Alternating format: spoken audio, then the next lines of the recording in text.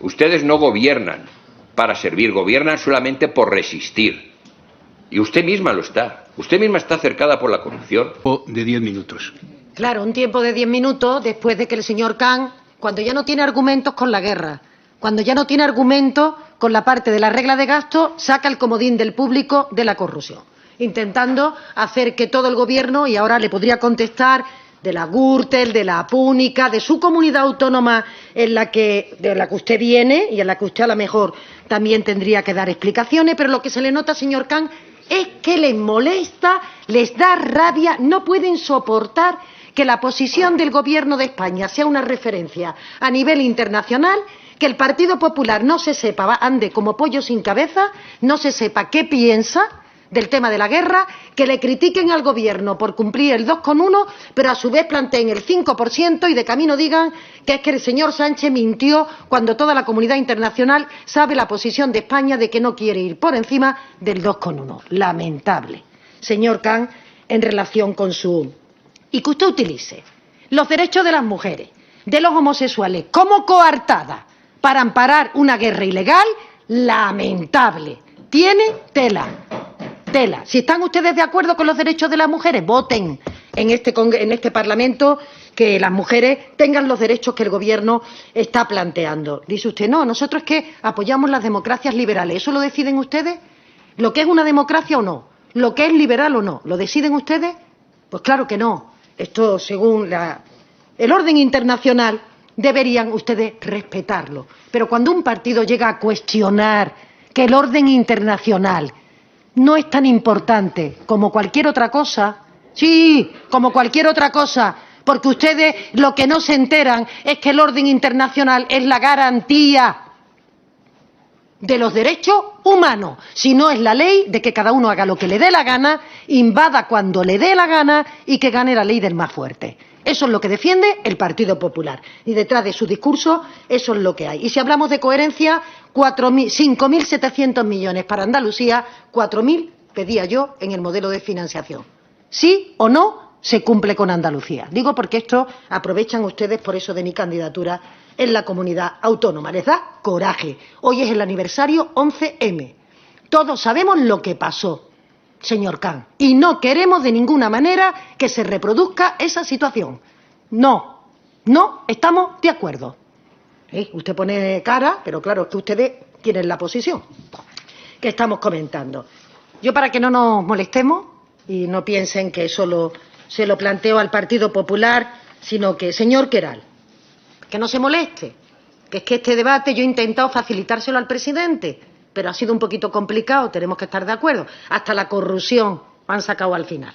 O sea, que tendría que tener ahora 10 minutos para contestarle al señor Khan de todos los episodios, de toda la corrupción que se está investigando en los tribunales con ellos, ¿no? Pero no lo voy a hacer. Que sí me gustaría que, si somos estrictos con los tiempos, seamos estrictos con los planteamientos de las comparecencias. Si no, cada uno se va de tono. Pero le contesto. Usted dice, se va a repetir de lo que estamos comprometiendo es un 2,1% del PIB. Por tanto, cada año la propuesta presupuestaria tendrá que contemplar el 2,1% del PIB. Que se mantenga en el tiempo no significa que después se arbitre a través de modificaciones presupuestarias. Esas son fruto de que no ha habido presupuesto. Tendrá que tener el reflejo en las cuentas públicas que cada año se presentan. Pero el compromiso del Gobierno de España es sostener el 2,1% del PIB en el peso del total presupuestario. Creo que le contesto, por tanto, ya sé que no lo comparte, pero creo que le contesto a la pregunta que usted me planteaba. Y luego también, en relación con me ha sorprendido su comentario respecto a la izquierda, de la que formo parte, digo por si hay alguna duda, creo que por mi intervención no había ninguna, de la que formo parte y por tanto me siento, por supuesto, identificada, no le digo en cuánta mayor medida, con los planteamientos globales que hacen los grupos políticos, y como hay otros grupos que no se definen de izquierda, pero sí pertenecen a la representación territorial de su comunidad autónoma, he referido el término nacionalista, que hay algún grupo nacionalista, también independentista, si es lo que usted me quería matizar, también independentista, pero el hecho de excluirlo no significa porque le he metido a usted en la izquierda. Vamos, si quiere le meto en los independentistas, que me da igual. No creo que este sea el debate. No creo que sea el debate. Creo que el debate sí mantenemos alguna posición bastante similar respecto a cómo hay que transitar la regla de gasto, la capacidad de mayor gasto, y yo creo que tenemos alguna diferencia respecto a cómo se tiene que comportar el gasto en defensa. La tenemos, la constatamos, y ustedes entienden que no se tiene que incrementar el peso presupuestario del gasto en defensa, y nosotros lo que decimos es que la situación y la coyuntura lo que invita al Gobierno es a reforzar nuestra seguridad, que no solamente es bomba, tanque, no, es ciberseguridad y todo lo que he contado, y por otra parte también el que creemos que es necesario que el conjunto de Europa, en este caso con la remisión de la fragata, por cierto, señor Khan, para controlar, para proteger la frontera oriental. No hay ninguna incoherencia. Nosotros cumplimos con nuestros socios de la Unión Europea, también con nuestros socios de la OTAN. El que no cumple con los acuerdos en torno a la OTAN es el señor Trump cuando ha iniciado una guerra ilegal, no nosotros. Y por cierto, la pobreza, que ha bajado con el gobierno progresista, y la desigualdad, y ya hay otra senadora interactuando para decir que no, claro que ha bajado y ahí están los datos, es consecuencia de la guerra. El perjuicio económico es consecuencia de la guerra, que aquí parece que la inflación, si se aumenta, que no es el caso ahora mismo, es consecuencia de Pedro Sánchez, no, de la guerra, que aumenta el precio de las materias primas, que aumenta el precio del petróleo o aumenta el precio de la energía. No, ahora en la guerra no aumenta el precio de las materias primas, de la energía y de... Vamos, es que yo ya, de verdad, no, es que han dicho que no. Entonces, claro que es culpa de la guerra el incremento de los precios de las materias primas. Pero cuando ya el Partido Popular hasta eso lo quiere negar, entonces que tiene poco que decir en el debate tan importante que estamos sustrayendo. Por tanto, señor Queralt, creo que ahí tenemos diferencias. Y las constatamos, pero eso no quita a que sigamos avanzando en otras muchas materias, porque aquí, claro, cuando hablamos de es que se ha ido el portavoz de Junts, ¿no? Pero se lo voy a decir por si lo leen en el libro de sesión. Cuando hablamos de financiación autonómica, lo que no se entiende es la posición de Junts.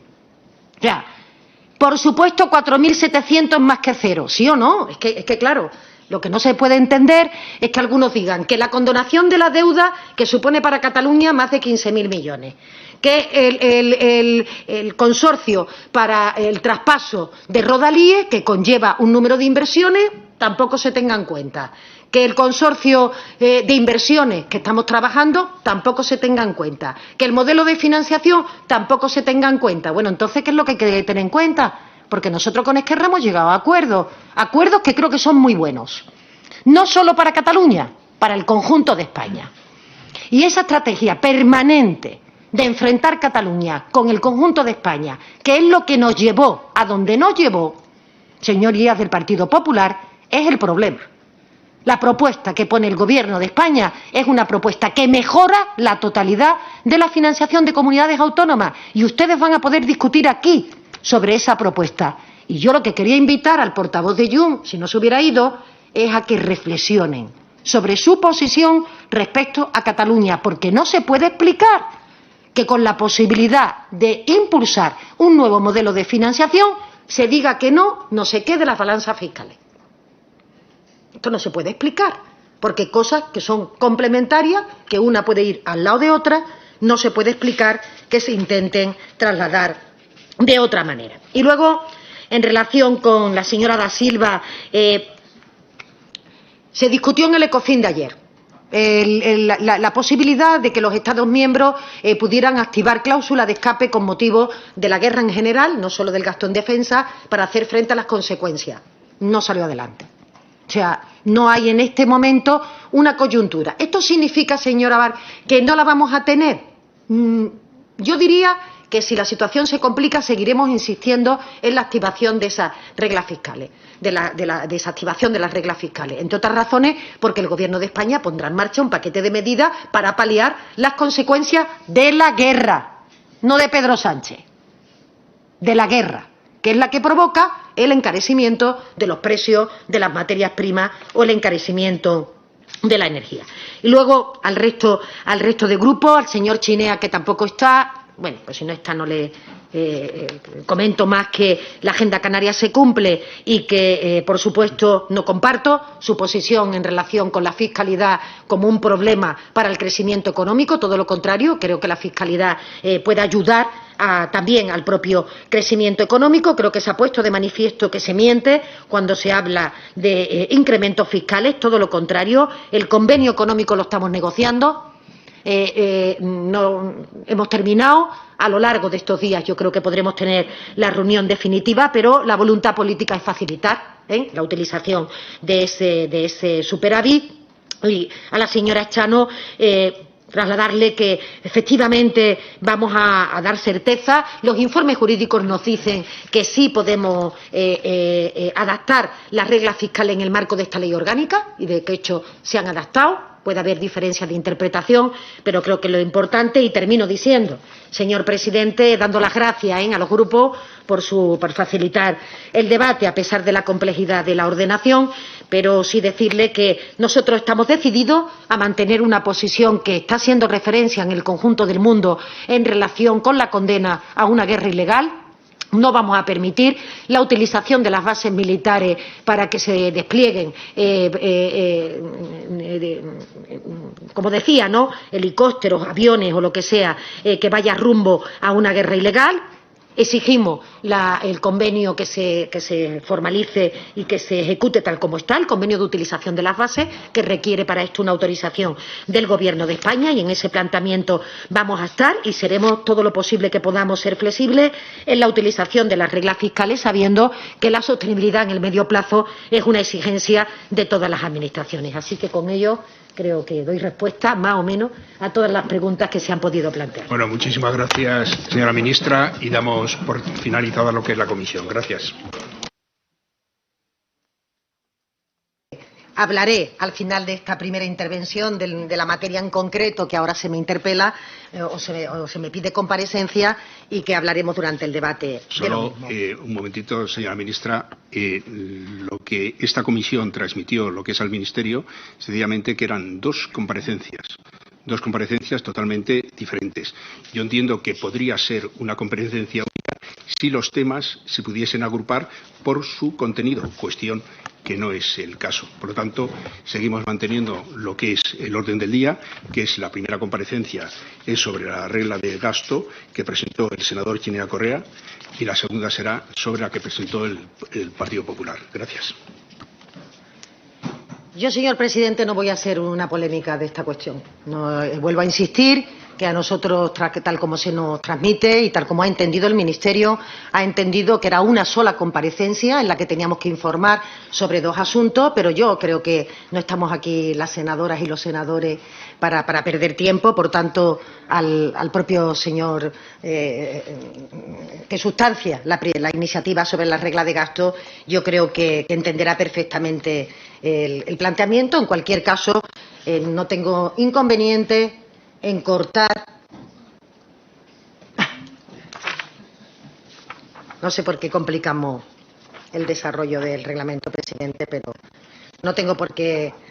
Voy a intentarlo. Voy a intentar cortar la parte que corresponde a la cuestión, pero bueno, yo creo que es muy claro lo que puedo plantear respecto a la comparecencia que tiene que ver con el gasto en defensa, que era la importante que se sustanciaba en el día de hoy en términos de actualidad y en términos de capacidad de poder plantearlo. Pues si le parece, si la primera que se va a sustanciar es la de la regla de gasto, pues voy a intentar, como digo, extraer de mi comparecencia agrupada, que es como la había planteado, los párrafos correspondientes a la regla de gasto. Yo creo que cada día tenemos que hacer un equilibrio más complicado para poder responder a lo que su señoría nos plantea. Un momentito, señor Camps. Gracias, señor presidente. Por una cuestión de orden. A mi grupo no le importaría que la señora vicepresidenta hiciera en un único turno lo que tuviera preparado, siempre y cuando se respetaran doble turno por grupo de 10 minutos, tal como estaba previsto para las contestaciones.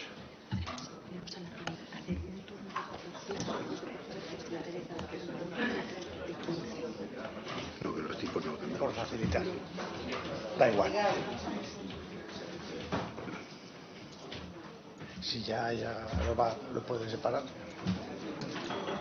¿Se puede separar? Un momentito, nos vamos a trasladar un momentito lo que es mesa y portavoces para llegar a un acuerdo en todos. Mesa, por favor. Bueno, vamos a ver si solucionamos este tema. Por parte de la señora ministra va a tener en su comparecencia 20 minutos, que sí que también digo que esta mesa, agrupadas, que esta mesa sí que será flexible en esos 20 minutos. Por parte de portavoces tendrán 15 minutos en la primera comparecencia, el primer turno, y luego 10 minutos en el segundo turno. Agrupados. Sí, agrupados las dos comparecencias. ¿Nos acabáis de decir que sí? Agrupados sí, pero 20 minutos en la primera, 10. Es el tiempo que habíamos preparado, que había acordado la mesa. Pero si estamos dando más tiempo. 15 y 15. 15 minutos. 15, sí. No, vamos a ver. 15 y 10. En vez de 10 y 10. 15 y 10. Pero puede haber varios portavoces. No hace falta cambiar tanto. La ministra puede hablar ahora en el primer turno del 20 y el resto continúa exactamente. Exactamente. Lo único que su intervención será conjunta. Cambia la temática. No el resto de la Se lo reparten ellos como al No. No nos estamos. No, porque yo ya hay un acuerdo de mesa comunicado a los grupos, no lo puede cambiar ahora. ¿Eh? A mí no me importa, ¿eh? A mí no me importa, ¿eh? Digo que lo que tengo que decir lo voy a decir la primera. No, de verdad, vamos, que es que no es una materia. La que plantea el senador de La Gomera es que se resuelve en un segundo. Es que no hay debate. Digo que... Vamos a ver un momentito. De acuerdo con la ministra, dice que lo que tiene que resolver en la moción que ha presentado el senador Chinea, que es de poco tiempo, con lo cual que no le importa que sigamos manteniendo lo que es el orden del día inicial que teníamos previsto, ¿no? Con lo cual, señora ministra, tiene la palabra. Muy bien, pues decía que, entendiendo el senador de La Gomera que vamos a hacer un planteamiento global de las dos iniciativas más allá del tiempo que tengan sus señorías para poder responder a las mismas. Bueno, decía que las dos cuestiones importantes que sustanciamos en esta mañana en esta comisión, una está relacionada con un tema de enorme actualidad que tiene que ver con el Plan de Seguridad y Defensa y la otra sobre la posibilidad de la flexibilización de las reglas de gasto en algunos supuestos en las administraciones públicas. Yo creo, señoría, que evidentemente la gravedad del escenario internacional condiciona esta primera parte, en el sentido de que la escalada bélica que vive el planeta tras el ataque de Estados Unidos a Israel e Israel a Irán, la respuesta de este agrediendo a su vez a otros países, supone para el Gobierno una grave amenaza a la paz y también a la estabilidad internacional. Y creo, señoría, que la posición del Gobierno de España ha sido clara, contundente y coherente. En primer lugar, el presidente Sánchez defiende exactamente la misma posición que mantuvimos ante la guerra en Ucrania o en Gaza. Defendemos la paz bajo el paraguas del derecho internacional y de la diplomacia. Entendemos que son las mejores herramientas, las mejores vías para la resolución de los conflictos. Defendemos también, señorías, los derechos humanos en todas partes, en todos los lugares del mundo y por eso también y con ello también la democracia. Quiero que quede claro que el Gobierno de España condena rotundamente aquel régimen o dictadura que asesinan a sus conciudadanos, como es el régimen iraní, en donde trabajamos activamente con los socios europeos, con los aliados de la OTAN, para que el mundo sea un lugar más justo y más seguro. Y creemos que usar la violencia fuera del marco de Naciones Unidas, es decir, de manera unilateral e ilegal, lo que genera es una espiral de dolor, de sufrimiento, de odio que se inocula en los pueblos y se perpetúa durante generaciones. Por tanto, creemos que nadie, absolutamente nadie, puede arrogarse el papel de supuesto protector de los derechos humanos vulnerándolo. Defender a las mujeres iraníes de la opresión, desde luego no se combate lanzando bombas sobre las escuelas de niñas. Y por supuesto, señorías también del Partido Popular, el derecho internacional es lo que permite garantizar y proteger los derechos humanos. Por tanto, no es una dicotomía en la que haya que escoger entre uno u otro, ni se puede dar prioridad a uno frente al otro, como señaló el presidente del Partido Popular. Por eso creo que es bueno aclarar siempre que, desde luego, la defensa del derecho internacional, del orden internacional, es la que nos permite garantizar el ejercicio de esos derechos humanos y también el ejercicio de la democracia. Lo contrario a este derecho internacional es el desorden. Y, señorías, como conocen bien, creo que España tiene experiencia de lo que implica que su gobierno participe en una guerra sin amparo legal internacional. Porque esto ya lo vivimos hace 23 años, cuando el gobierno entonces del señor Aznar decidió seguir la estela de Estados Unidos, la teoría de las armas de destrucción masiva de Irak, algo que, como saben sus señorías, nunca se probó. Aquello acabó como acabó, con una grave crisis migratoria, con un incremento generalizado de los precios de la energía y, lo que es peor, con una oleada de inseguridad y de terror en todo el planeta. En nuestro país sufrimos el 11M, el peor atentado yihadista que vivió Europa y que cegó 193 vidas, dejando más de 2.000 heridos. Por eso, señorías, la sociedad española reaccionó con un grito unánime: no a la guerra. El mismo que se repite ahora en las calles, en las plazas, como hemos visto en estos días. El mismo que defendió el PSOE de José Luis Rodríguez Zapatero y ahora el gobierno progresista de España con Pedro Sánchez. Y, por tanto, señorías, aquí quien cambia es la posición del Partido Popular.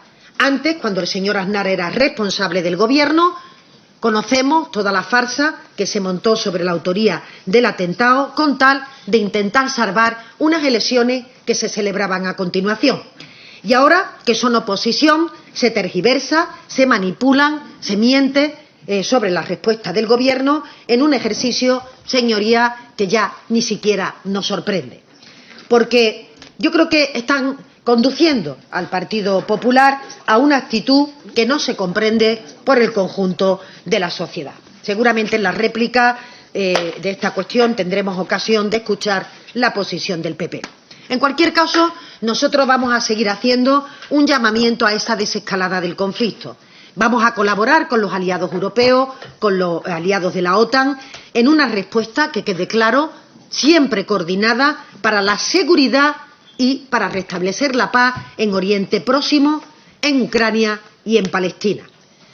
Porque ese no a la guerra que invoca el Gobierno es perfectamente compatible con defender a la Unión Europea y su posición y su frontera oriental.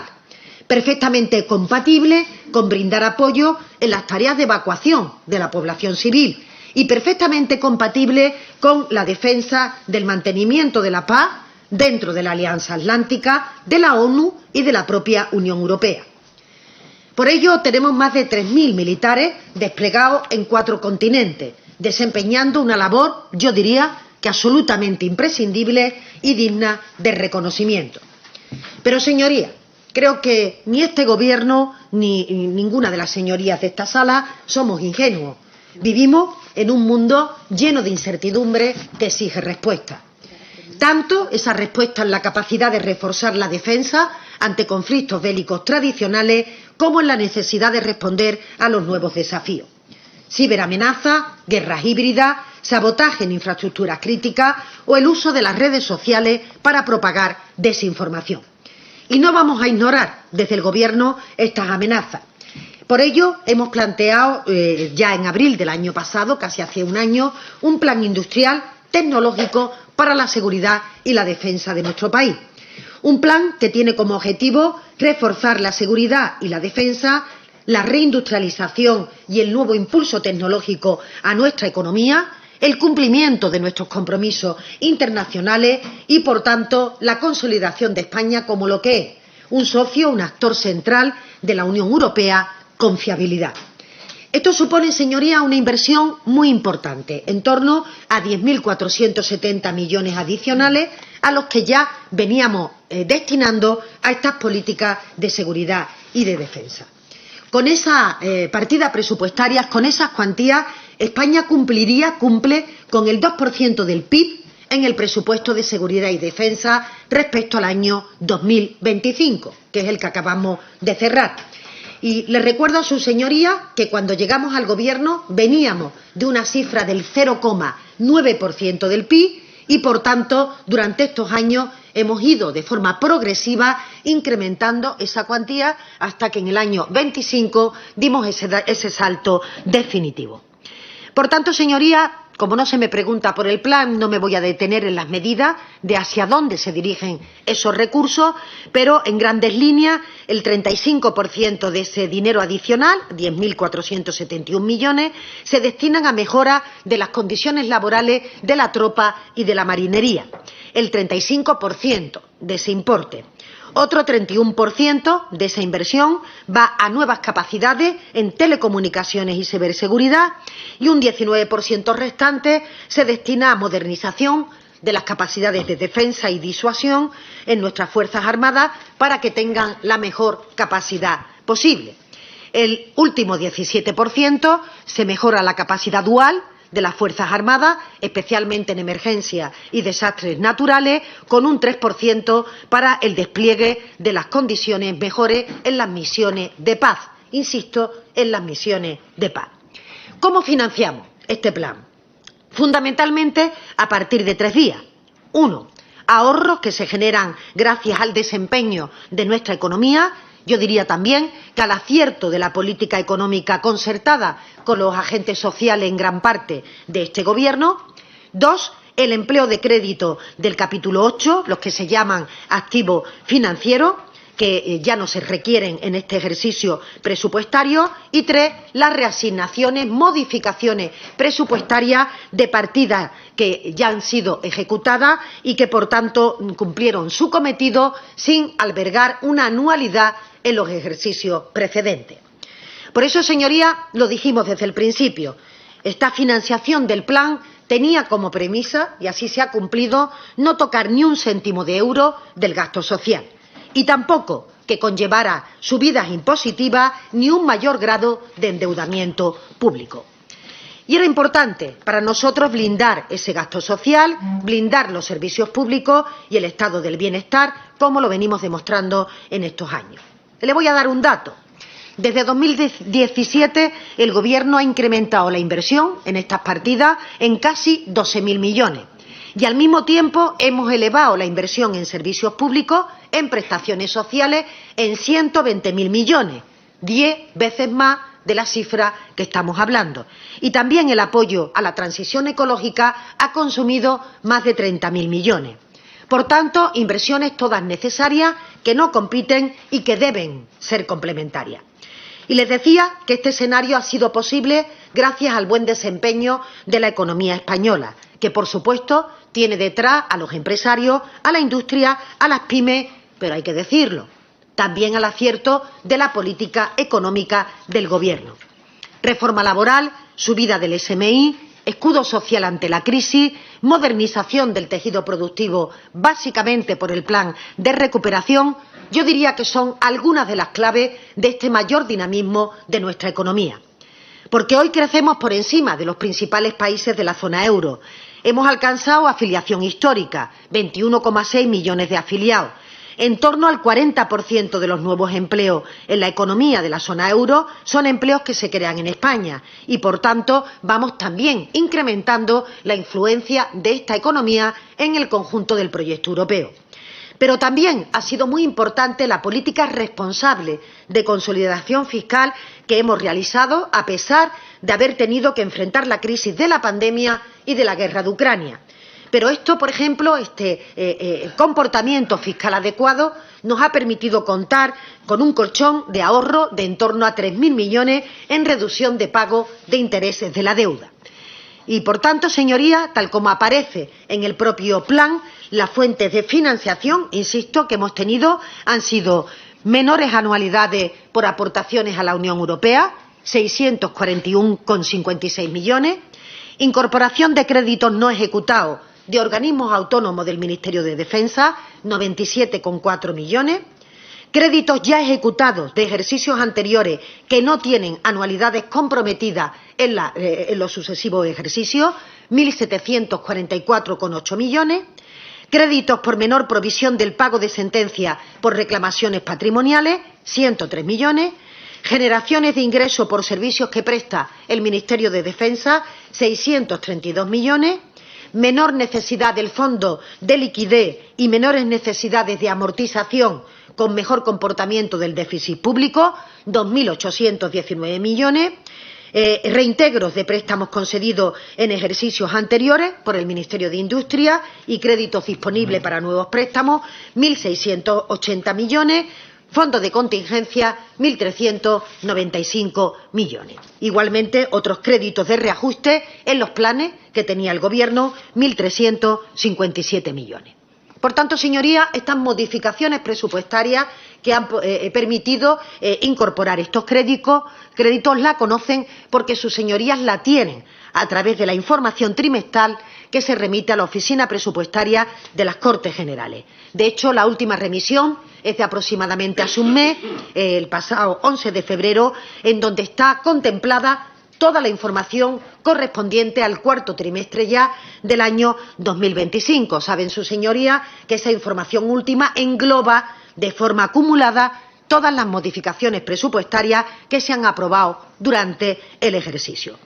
Claridad, transparencia, con una intención clara de mantener la inversión en el 2% del PIB, este año el 2,1%, mientras que esta coyuntura internacional dure, mientras que tengamos que atender una situación de contingencia a partir de la nueva guerra que estamos viviendo en Irán, se acompañarán estos créditos también de aquellas medidas de urgencia que tengamos que desarrollar para atender las consecuencias no deseadas derivadas de esta guerra, fundamentalmente en la subida de precios y en otra cuestión de apoyo a nuestro tejido productivo, que, como hemos dicho en estos días, se plantearán en los sucesivos consejos de ministros según se vayan monitorizando las diferentes situaciones en relación con el precio del crudo, con el precio de la energía y de otras materias primas críticas que podamos ir experimentando.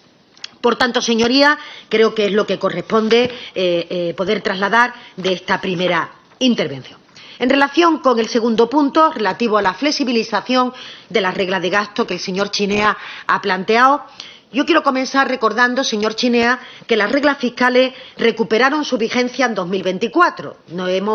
Casi la totalidad de la legislatura, esas reglas fiscales han estado suspendidas. ¿Esto qué significa? Que las administraciones públicas han podido utilizar ese superávit que podían tener acumulado a lo largo de los previos años sin ningún tipo de cortapisa, incluso sin ningún tipo de requerimiento por parte del destino al que se asignaba ese superávit.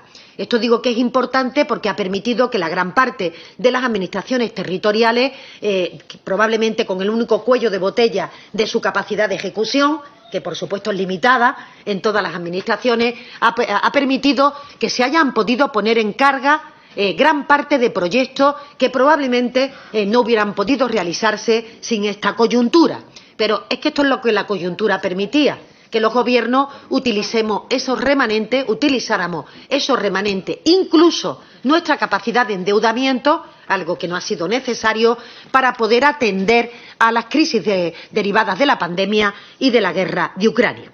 Por tanto, señorías, esta suspensión nos ha permitido el que la Comunidad Autónoma de Canarias, también las entidades locales, los cabildos de Canarias, hayan podido hasta el año 2024, según su criterio político, utilizar el superávit.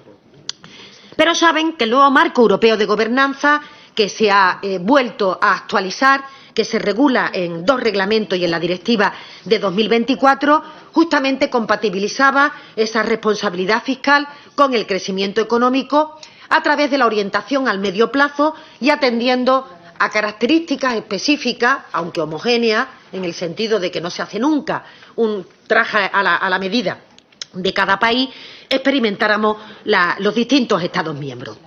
Bien, pues dentro de este nuevo marco de supervisión fiscal, señor Chinea, la regla de gasto es la que adquiere mayor importancia.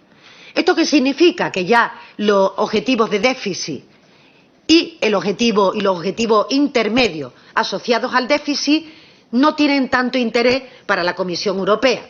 Esto, señorías, no crean que es por un cambio respecto a la manera de evaluar la consolidación, porque las metodologías o la propia evidencia haya puesto de manifiesto que una es mejor que otra. Es que cuando uno vaya aproximándose a que su déficit esté más próximo al cero, o de alguna manera no exista una desbalanza en este sentido, el indicador que ajusta mejor o más ajusta es la regla de gasto. O dicho de otra manera, la regla de gasto entra a limitar cuando hay casi equilibrio presupuestario antes que entra a limitar el déficit.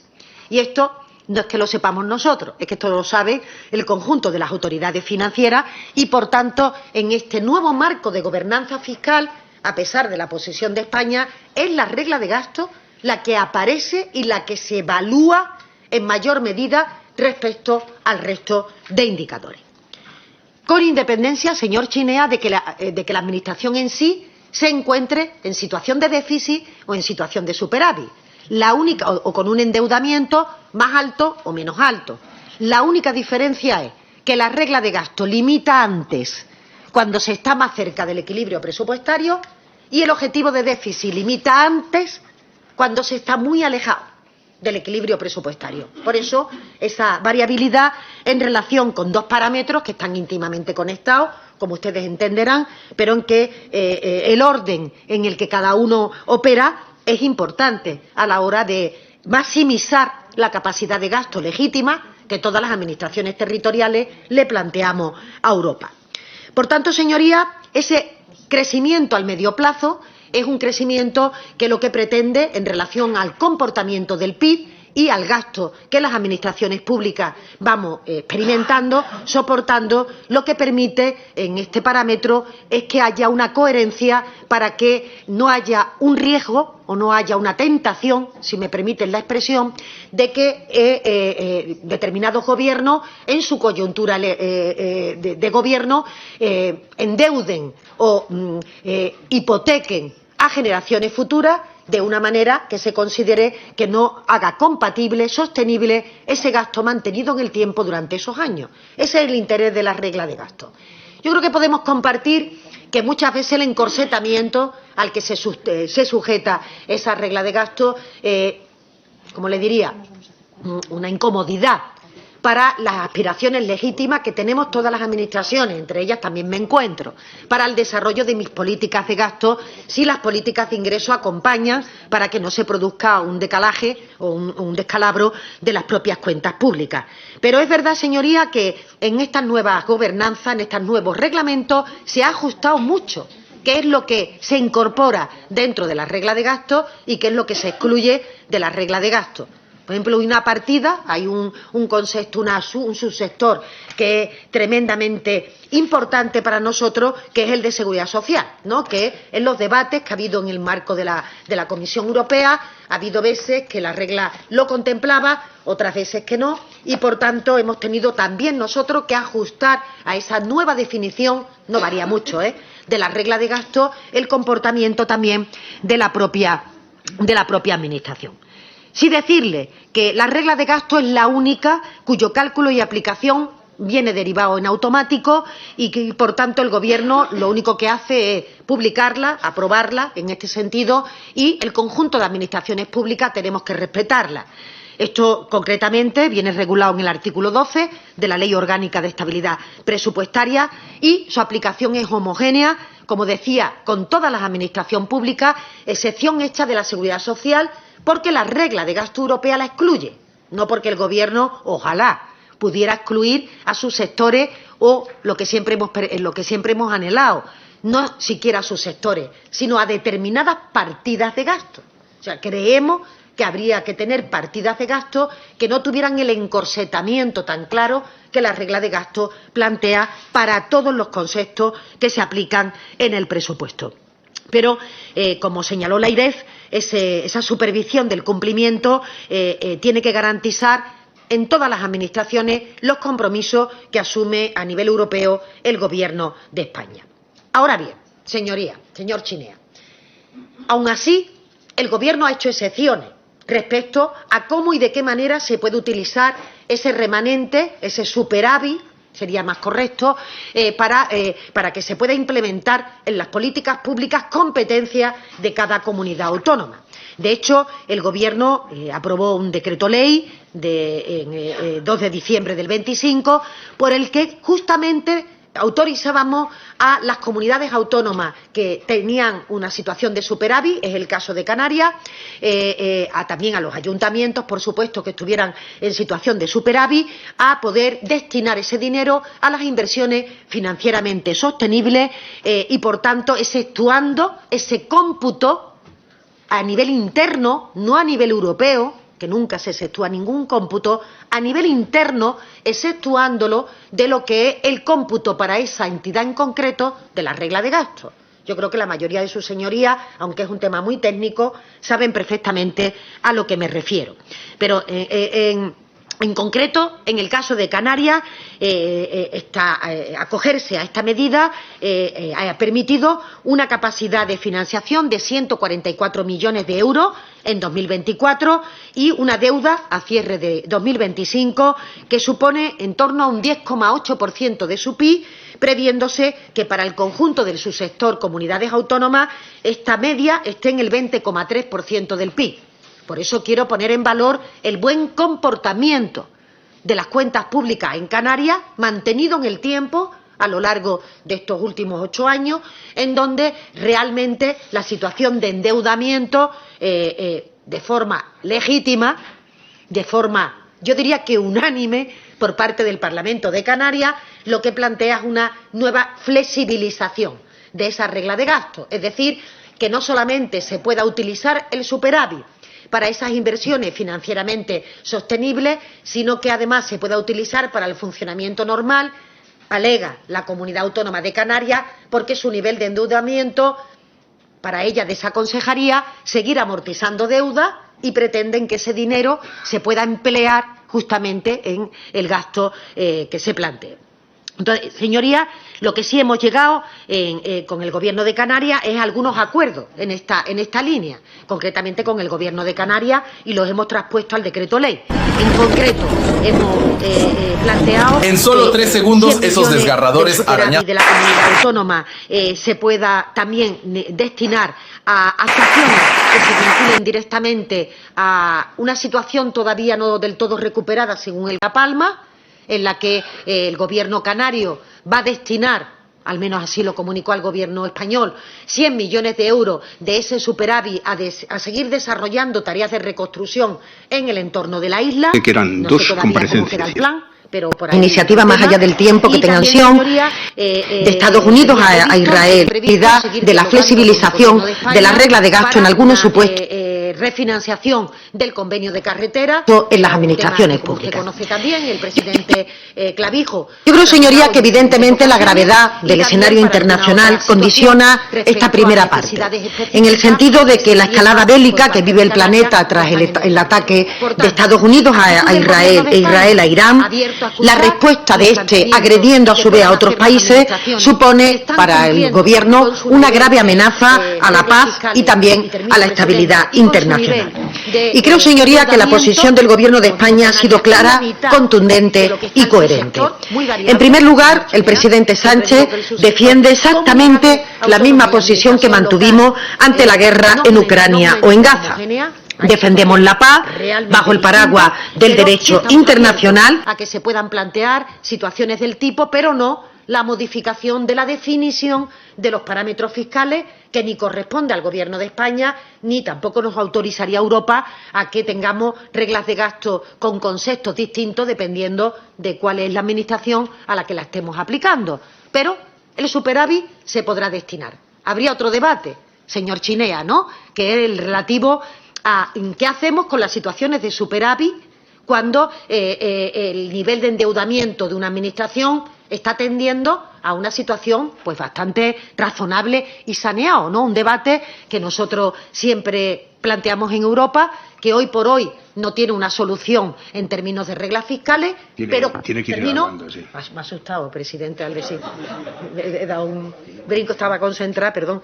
Pero que nos permitiría, creo, flexibilizar. Yo prefiero hablar de flexibilización de los parámetros adaptados sin discrecionalidad, que esto es importante, adaptado con criterios evidentes y objetivos a las diferentes situaciones de las administraciones, pero también, señor Chinea, yo creo que no se nos escapa, lo hemos visto en el subsector de entidades locales que llevan muchos años, casi 2 décadas, transitando esta situación con una realidad en la que hay ayuntamientos que todavía tienen déficit y ayuntamientos que llevan 2 décadas registrando un superávit que de vez en cuando pueden gastar porque se desarticulan las reglas fiscales o porque el Gobierno decide plantear inversiones financieramente sostenibles. En definitiva, este es el planteamiento del Gobierno. Estamos abiertos a poder hablar con el Gobierno canario, pero no a la modificación de reglas fiscales que vienen determinados en el marco de cogobernanza, en los reglamentos europeos y en la propia Ley de Estabilidad Financiera. Gracias.